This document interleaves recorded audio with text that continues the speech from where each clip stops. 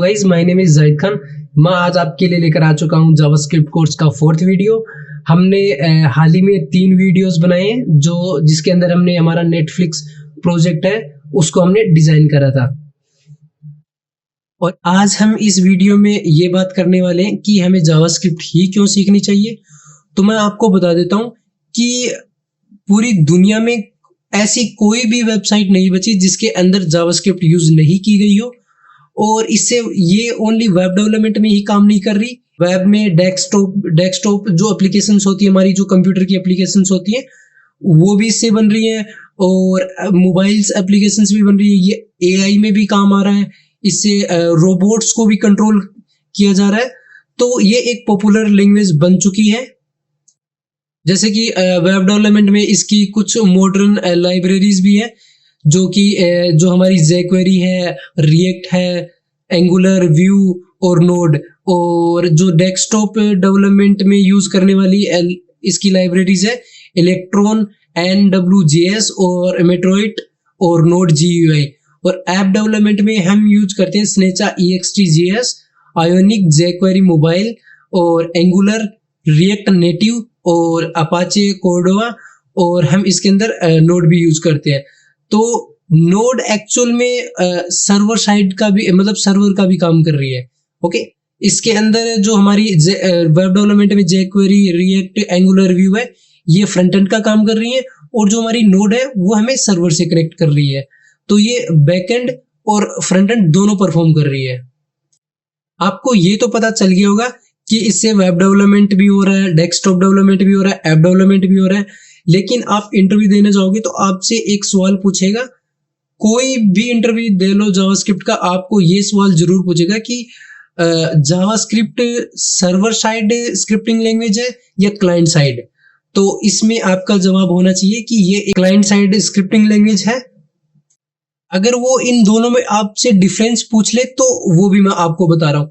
जैसे कि ये मेरी वेबसाइट kdscoder.com है। जैसे मैं इसको ओपन कर लेता हूँ तो मैंने क्या यहाँ पे टाइप करा, kdscoder.com। ठीक है, तो हमने ब्राउजर को एक रिक्वेस्ट दी कि kdscoder.com डोमेन से जो सर्वर कनेक्ट है उसके अंदर जो हमारी HTML, CSS और जावास्क्रिप्ट की फाइलें हैं वो लाके हमको दे दो। तो इसने क्या करा कि ये सर्वर पे गया, सर्वर ढूंढा कि कौन सा इससे कनेक्टेड है, उसमें से इसने फाइलें उठाई और वो ब्राउजर को लाके दे दी। वो एक कोड के अंदर थी और ब्राउजर ने उसको कंपाइल करा और उसको एक वेब पेज में कन्वर्ट कर दिया। ओके, तो ये क्या करा, ये एक फर्स्ट रिक्वेस्ट हुई। इसके बाद जावास्क्रिप्ट ही नहीं, HTML, CSS और जावास्क्रिप्ट तीनों ही लोड नहीं होगी। एक बार लोड हो गई, बस एक ही बार होती है। इसके अलावा जो हमारा डेटा लाने और ले जाने का काम करेगा वो हमारा सर्वर साइड करेगा। ठीक है, तो आपको पता चल गया इसके अंदर कि सर्वर साइड बस डेटा लेके जाएगा और लाएगा। ठीक है, और जो हमारा क्लाइंट साइड है, एक्चुअल में क्लाइंट साइड करेगा क्या। अब जैसे कि यहाँ पे एक सर्च इनपुट है, इस पे मैंने टाइप करा। ठीक है, तो इस पे क्या होते हैं कि इवेंट्स चलते हैं जावास्क्रिप्ट में। तो जो मैं ये टाइप कर रहा हूँ कुछ भी, तो ये कौन सा इवेंट चला इसके अंदर ऑन चेंज ये इवेंट चल रहा है। ठीक है, जैसे कि यहाँ पे कोई बटन है, मैंने इस पे क्लिक करा तो ये एक इवेंट हुआ, एक्शन हुआ इस पे कुछ भी। तो ये कौन कर पा रहा है, ये जो यूजर है वो कर पा रहा है, तो इसलिए इसको क्लाइंट साइड बोलते हैं। ठीक है, जैसे स्क्रॉल कर रहा हूं। ओके, तो ये कोई, मतलब यहाँ पे मैंने स्क्रॉल करा तो ये कोई सर्वर पे नहीं गई इसकी रिक्वेस्ट, ये हमारा ब्राउजर ही परफॉर्म कर रहा है। और ब्राउजर परफॉर्म कैसे कर रहा है, किसकी मदद से, जावास्क्रिप्ट की मदद से। ठीक है, तो जैसे कि नीचे देखो, मैं आपको दिखाता हूँ, ये एक फॉर्म है, इसको मैं रीसाइज कर सकता हूँ। तो ये कौन परफॉर्म कर रहा है, ये भी जावास्क्रिप्ट कर रहा है, ये भी जावास्क्रिप्ट का एक इवेंट है। ओके, और ये स्क्रॉल भी एक्चुअल में जावास्क्रिप्ट है। जो मैं यहाँ पे ये स्लाइडिंग करवा रहा हूँ ये भी जावास्क्रिप्ट है। बाकी हम इससे क्या क्या बना सकते हैं, हम इससे ऑडियो को कंट्रोल कर सकते हैं, कंप्लीट वीडियो को कंट्रोल कर सकते हैं। इससे हम लगभग जितने भी इवेंट्स हम करवाते हैं, जैसे मैंने यहाँ पे जैसे क्रिसमस आने वाला है, इसके लिए मैंने यहाँ पे स्नो गिरवाई है, तो ये भी मैंने जावास्क्रिप्ट से करा। तो ये एक client side, complete client side scripting language है।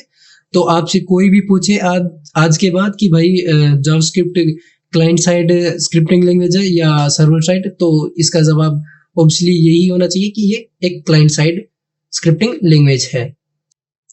आपको ये तो पता चल चुका है कि ये एक क्लाइंट साइड स्क्रिप्टिंग लैंग्वेज है, लेकिन इस स्क्रिप्टिंग लैंग्वेज को लिखने के लिए हम कौन सा एडिटर यूज करेंगे। वैसे बहुत सारे एडिटर्स अवेलेबल हैं, जैसे सब्लिमी हो गया, नोटपैड हो गया, आईडी हो गया, एटोम हो गया, काफी सारे विजुअल स्टूडियो कोड हो गया, लेकिन इनमें से सबसे बेस्ट मेरा आज तक का रहा है वो हमारा रहा है विजुअल स्टूडियो कोड। तो हम इसी का यूज करने वाले हैं। तो अगर आपको वीडियो पसंद आ रही है तो आप लाइक कर देना और प्लीज सब्सक्राइब भी कर देना। नेक्स्ट वीडियो में हम बात करने वाले हैं वेरिएबल्स की। वेरिएबल्स होते क्या है और इनमें क्या डिफरेंस होता है और ये क्यों यूज करे जाते हैं, और इनको मैं यूज करके भी दिखाऊंगा जो हमने लास्ट टाइम नेटफ्लिक्स का जो क्लोन डिजाइन करा है उसके अंदर। तो मिलते हैं नेक्स्ट वीडियो में।